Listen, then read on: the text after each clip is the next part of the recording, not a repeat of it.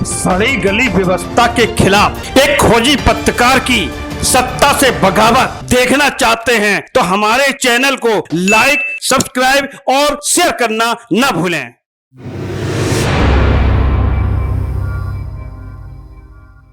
ऐसा नहीं है कि वक्त संशोधन विधेयक 2025 को लागू करने में अभी अड़चनें कम हैं।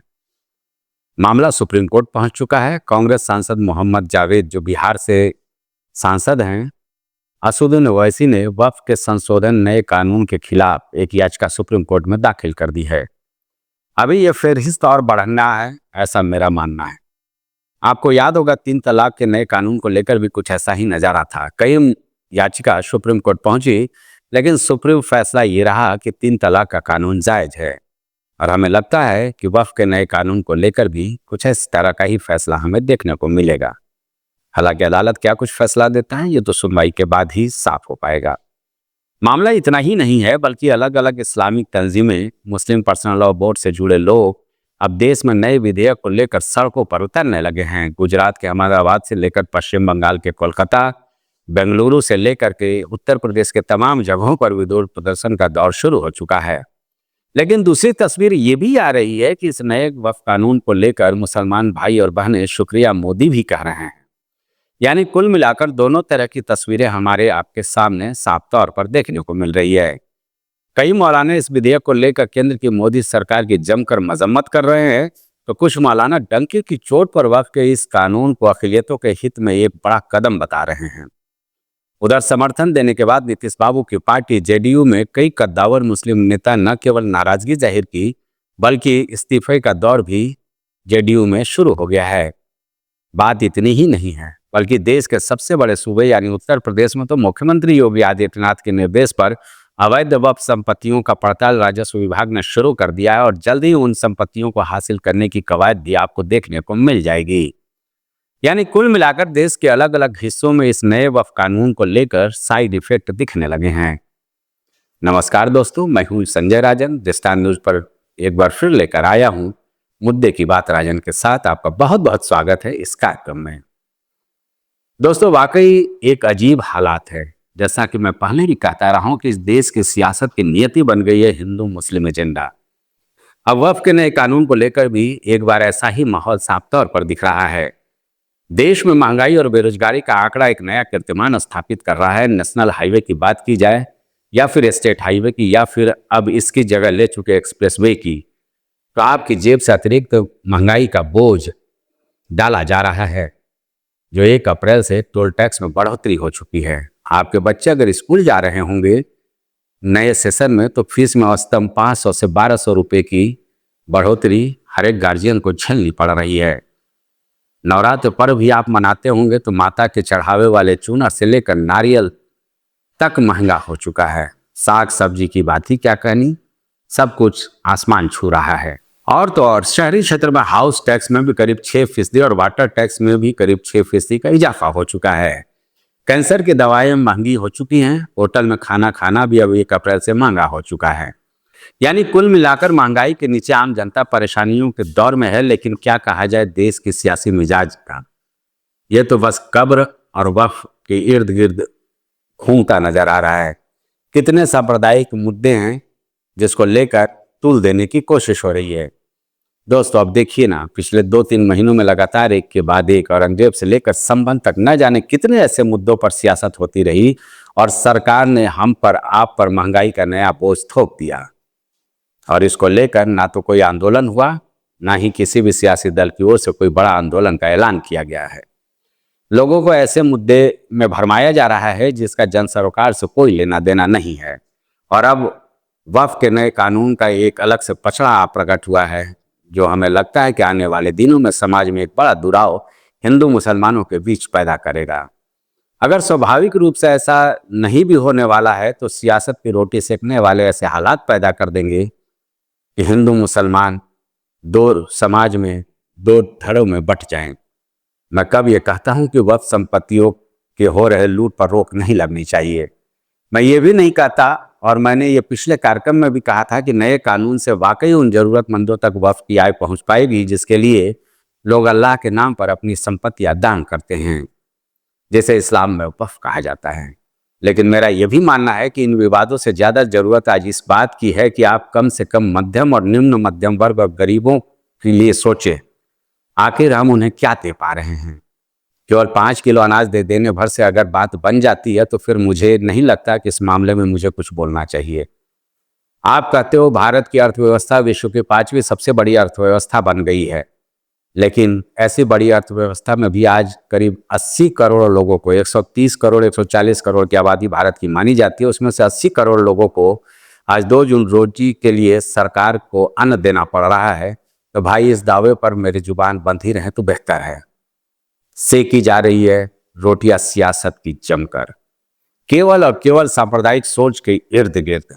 बिहार में इसी साल चुनाव है, पता नहीं कौन सा दबाव रहा जेडीयू पर, उन्होंने अपना समर्थन इस वक्फ संशोधन विधेयक को दे दिया। मैं ये भी नहीं कहता कि नीतीश बाबू का ये फैसला राष्ट्र हित में गलत है, लेकिन जेडीयू अगर चाहती या टीडीपी अगर चाहती तो इस विधेयक को फिलहाल टाला जा सकता था।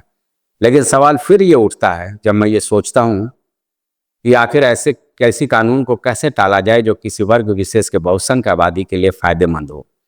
लेकिन इतनी उम्मीद मैं जरूर करूंगा कि केंद्र सरकार के सहयोगी दल होने के नाते ये दोनों ही सियासी दल, चाहे जेडीयू हो या टीडीपी हो, जिनके समर्थन से केंद्र सरकार टिकी है, वो दूसरे मुद्दों पर सरकार का ध्यान खींच सके, जिसमें महंगाई, बेरोजगारी से लेकर तमाम जन सरोकार के मुद्दे हो सकते हैं। लेकिन ऐसा नहीं हुआ। बिहार में इस नए कानून का साइड इफेक्ट सबसे ज्यादा नीतीश कुमार पर देखने को मिल रहा है। नीतीश बाबू की पार्टी से, खासकर जेडीयू अल्पसंख्यक मोर्चा से कई पदाधिकारियों ने इस्तीफा दे दिया है। एमएलसी गुलाम गौस ने खुलकर विधेयक और जेडीयू के समर्थन की खिलाफत की है। चारों तरफ से कांग्रेस हो या समाजवादी पार्टी या फिर राष्ट्रीय जनता दल, सबने नीतीश बाबू और चंद्रबाबू पर निशाना साधकर उनके सेकुलर होने पर संशय जाहिर किया है। यानी कुल मिलाकर बिहार विधानसभा चुनाव को लेकर देखा जाए तो नीतीश बाबू की पार्टी के सामने डैमेज कंट्रोल करने की एक बड़ी चुनौती है। हालांकि डैमेज कंट्रोल करने की कोशिश जारी है। जो पार्टी छोड़कर गए उन्हें निष्क्रिय बताने की कोशिश की जा रही है, जबकि बीजेपी को ऐसा लगता है कि वक्फ के नए कानून को एक बड़ा मुद्दा बनाकर मिशन बिहार को फतह करना आसान हो जाएगा। खासकर मुसलमानों में जो अति पिछड़ा तबका है, जिसे पासमानदा कहा जाता है, उसे साधने में सहूलियत हो जाएगी। और यही वजह है कि संसद में भी सबने इस शब्द का, विशेष तौर पर पासमानदा शब्द का भरपूर इस्तेमाल किया। नीतीश कुमार ने तो क्षमा चाहेंगे, केंद्रीय गृह मंत्री अमित शाह ने तो लालू प्रसाद यादव की नज़ीर देते हुए संसद में ये कह दिया था कि लालू यादव भी चाहते थे कि इस वक्फ संशोधन विधेयक में संशोधन किया जाना अनिवार्य है। हालांकि उनका यह साफ तौर पर आरोप था उस वक्त जब लालू यादव संसद में बोल रहे थे कि वक्फ की संपत्तियों पर बड़े बड़े आलीशान अपार्टमेंट्स बनाए जा रहे हैं। इसको लेकर एक सख्त कानून की सख्त आवश्यकता है। नीतीश ने केंद्रीय गृह मंत्री अमित शाह ने चुटकी ली और कहा कि लालू का सपना कांग्रेस ने तो पूरा नहीं किया, लेकिन मोदी जी ने वो पूरा कर दिखाया। यानी कुल मिलाकर बिहार में इसका सीधा फायदा लेने की कोशिश हो रही है। दरअसल मुसलमानों में करीब 85% हिस्सा पिछड़े मुसलमान यानी पासमानदा का आता है। और नए कानून को अगर सही तरीके से लागू किया जाए तो जैसा कि मैंने अपने पिछले कार्यक्रमों में भी कहा था, शायद मुसलमानों के इस वर्ग विशेष को साधने में बीजेपी कामयाब हो जाएगी, ऐसा रणनीतिकारों का मानना है। अब चलिए जरा उत्तर प्रदेश को देख लिया जाए, जहां 2027 में विधानसभा का चुनाव होना है।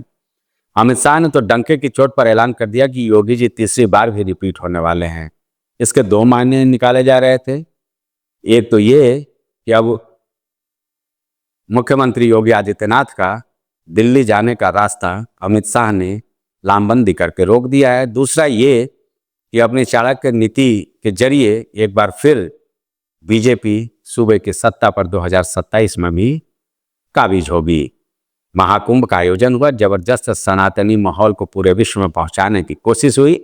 जितने भी बड़े धार्मिक स्थल हैं उन पर अच्छा खासा बजट योगी सरकार ने खर्च किया, उन्हें विकसित करके हिंदुत्व को अलग जगाने का काम किया।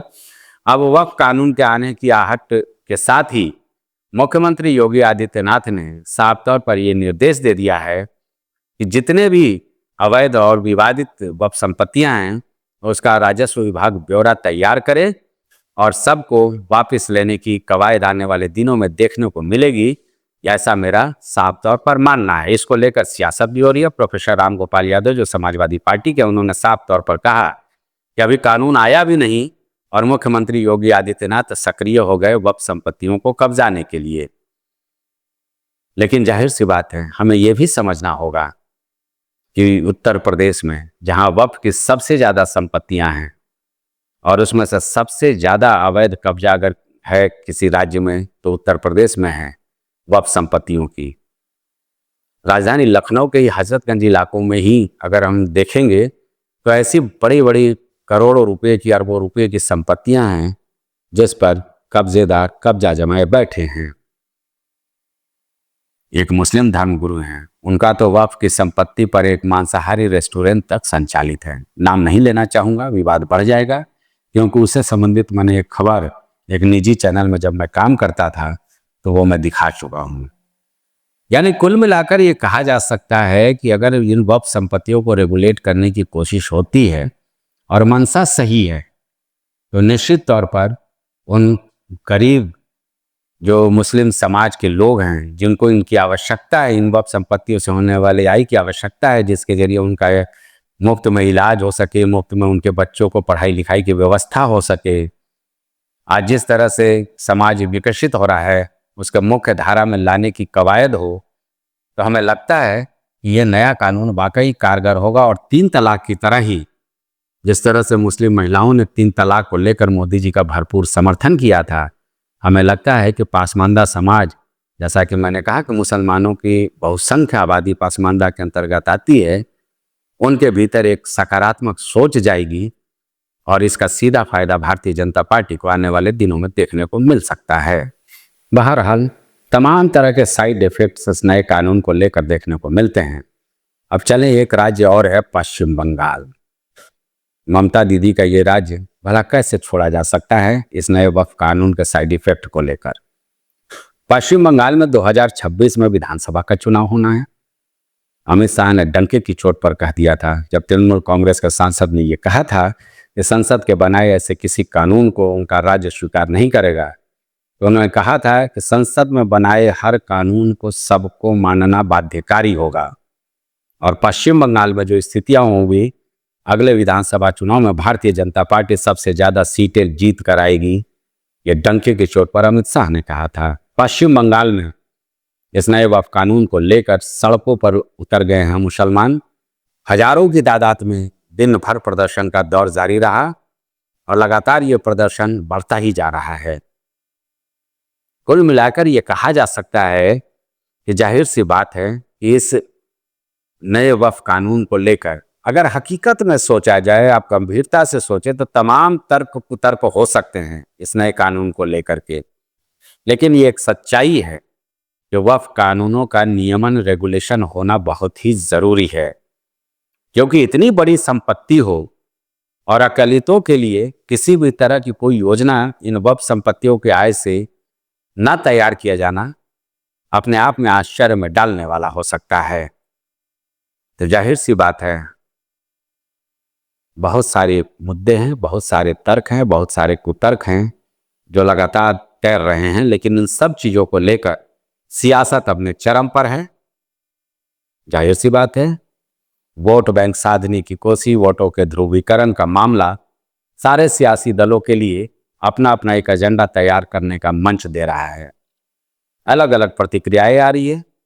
पहले ही स्पष्ट किया जा चुका है और वाकई ये हकीकत है कि जो वक्फ बोर्ड है ये कोई इस्लामिक धार्मिक संगठन नहीं है, बल्कि वक्फ संपत्तियों का मूल्यांकन करने, उसके रख रखाव, उसका जो भी रेगुलेशन है उसके लिए यह तैयार किया गया था। उसमें कुछ संशोधन करके इसे और सख्त बनाया गया है, क्योंकि जो जमकर लूट होती है, मैं खुद गवाह हूं, कई खबरें मैंने की हैं इससे संबंधित, इसलिए मैं जमीन पर जानता हूं कि किस तरह से कद्दावर लोगों ने वक्फ की संपत्तियों को औने पौने दाम पर अपने परिवार वालों के या अपनों के नाम कर लिया, जो कि वाकई उन गरीब मजलूमों के लिए वक्फ की गई थी जो इस्लाम में बहुत निचले तबके के हैं और जिनको आवश्यकता है इन वक्फ संपत्तियों के जरिए उनको आर्थिक सहयोग मिल सके, उनको तमाम तरह की सुविधाएं मिल सके, उसे दरकिनार किया गया है। तो कुल मिलाकर ये 3 राज्य मैंने स्पष्ट कर दिया, उत्तर प्रदेश में चूंकि शक्ति काफी देखने को मिलेगी, क्योंकि योगी आदित्यनाथ यहाँ पर हिंदुत्व के सबसे बड़े चेहरे के रूप में उभर कर आए हैं और उनकी सियासत की शुरुआत भी हिंदुत्व से होती है और अंत भी हिंदुत्व से होती है। वह कानून अपने जगह पर चल रहा है। उत्तर प्रदेश में संघ सक्रिय हो रहा है। 2026 तक घर घर जाकर के अपने शताब्दी वर्ष में हिंदुत्व का अलग जगाने की एक मुहिम शुरू करने जा रहा है और एक तरफ ये वक्फ संपत्ति को लेकर के योगी आदित्यनाथ का बुलडोजर एक बार फिर अवैध कब्जे पर चलने को तैयार है, जिसको लेकर देश भर में बहुत सियासत होती है। बिहार में नीतीश बाबू की स्थिति डावाडोल है। हालांकि इसको मैनेज करने की वो कोशिश कर रहे हैं, क्योंकि कोई नई बात नहीं है। नीतीश कुमार ऐसा नहीं है कि मुसलमानों के हितैषी नहीं रहे हैं। अगर 5 सांसदों को उन्होंने भेजा है तो उसमें 4 पसमानदा समाज के थे, 5 मुस्लिम सांसदों को उन्होंने संसद में भेजने का काम किया था, जिसमें 4 पसमानदा सांसद हैं। तो ऐसा भी नहीं है, इसको समझने की आवश्यकता है। लेकिन जाहिर सी बात है, कुछ कानून ऐसे होते हैं जिसको अगर वक्त रहते थोड़े देर के लिए टाल दिया जाए, माहौल खराब भी ना होने पाए, एक बीच का रास्ता निकाला जाए, तो शायद ये और कारगर हो सकता था। मुस्लिम पर्सनल लॉ बोर्ड के साथ लगातार बैठ करके उनके सुझावों को लिया जाता, उनके सुझावों को समझा जाता, तो शायद ये स्थिति नहीं आती। लेकिन अभी जो साइड इफेक्ट सबसे खतरनाक देखने को मिल रहा है कि समाज में सांप्रदायिक माहौल खराब हो सकता है। देश भर में धरना प्रदर्शन का दौर जारी है और जिस तरह से बयान लगातार अकलियतों की ओर से आ रहे हैं कि हर मुद्दे पर हम शांत नहीं बैठ सकते, और वक्फ जो कानून है इसको लेकर के तो कतई शांत नहीं बैठ सकते हैं। चलिए, ये साइड इफेक्ट्स अभी और आएंगे हमारे ख्याल से। फिलहाल सुप्रीम कोर्ट में भी मामला पहुंच गया है।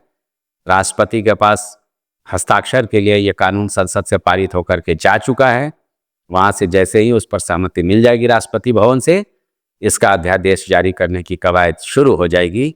लेकिन मेरा यह साफ तौर पर मानना है एक बार फिर कि जिस मकसद से अगर शैक्षणिक संस्थाओं को युवाओं को शिक्षित करने के लिए बनाया गया है, वहाँ सियासत ज़्यादा होगी तो शायद वो मकसद कामयाब नहीं होगा। एक चिकित्सालय बनाया जाता है, वहाँ पर लोगों को बेहतरीन इलाज मिल सके, अगर वहाँ कुछ और काम होने लगे तो जाहिर सी बात है वहाँ भी मकसद कामयाब नहीं होगा। तो इसी तरह मेरा भी ये मानना है कि वक्फ जो संपत्तियां हैं ये गरीब मजलूमों के लिए है, ज़रूरतमंदों के लिए है। इससे शैक्षणिक संस्थाएं बनाई जाए, इससे अस्पताल बनाए जाए, इससे अनाथालय बनाए जाए, इससे जो 3 तलाक की पीड़ित महिलाएं हैं उनके परिजनों को राहत देने की कवायद हो, तो शायद ये वक्फ जायज़ माना जाएगा, क्योंकि इसका मकसद भी यही है। चलिए, देखा जाएगा आगे क्या क्या होता है। अलग अलग तरीके से अलग अलग प्रतिक्रियाएं आ रही हैं, क्रियाएं भी आ रही हैं। देश भर में कहीं जश्न का माहौल है। मुसलमान 2 धड़े में बटे नजर आ रहे हैं। जो गरीब तबके के पसमानदा मुसलमान हैं वो जगह जगह पर मिठाई बांट रहे हैं, शुक्रिया मोदी कर रहे हैं। तो वहीं दूसरे तरफ ये भी देखने को मिल रहा है कि जमकर केंद्र सरकार के खिलाफ में नारे लगाए जा रहे हैं, विरोध प्रदर्शन का दौर है और जीने और मरने की बात कही जा रही है कि इस कानून को किसी भी कीमत पर देश में लागू नहीं होने दिया जाएगा। तो दोस्तों, इस वीडियो में फिलहाल इतना ही। देखा जाएगा आगे जो भी होगा। अगर आपको मेरा ये वीडियो पसंद आया हो तो इसे आप अपना लाइक करना ना भूलें और अपने करीबियों को भी शेयर करें, जिससे सबकी आंखें खुल सकें ये हकीकत क्या है। क्योंकि तमाम तरह की चीज़ें सोशल मीडिया पर तैर रही हैं, अलग अलग ज्ञान बयान दिए जा रहे हैं, कहीं बिल्कुल नकारात्मक पक्ष दिखाया जा रहा है, कहीं सकारात्मक पक्ष दिखाया जा रहा है। मैं एक संपूर्ण विश्लेषण करने की कोशिश करता हूं, जिससे आप तक हकीकत पहुंच सके और आप ये सोच सकें, या मुसलमान भाई भी सोच सके जो सड़कों पर उतर कर संघर्ष करने पर आमादा हैं, कि क्या वाकई अभी तक जो वक्फ संपत्ति का इस्तेमाल होता था उसके वो हिस्सेदार थे? क्या उनके परिजनों को कोई राहत मिला है वहां से, या कुछ मठाधीशों के हाथ में ये वक्फ संपत्तियां खिलौना बन गई थी उनके निजी आय का? फिलहाल इस वीडियो में इतना ही। द स्टार न्यूज से सीधा जुड़े रहने के लिए आप हमारे चैनल को सब्सक्राइब करना ना भूलें। नमस्कार।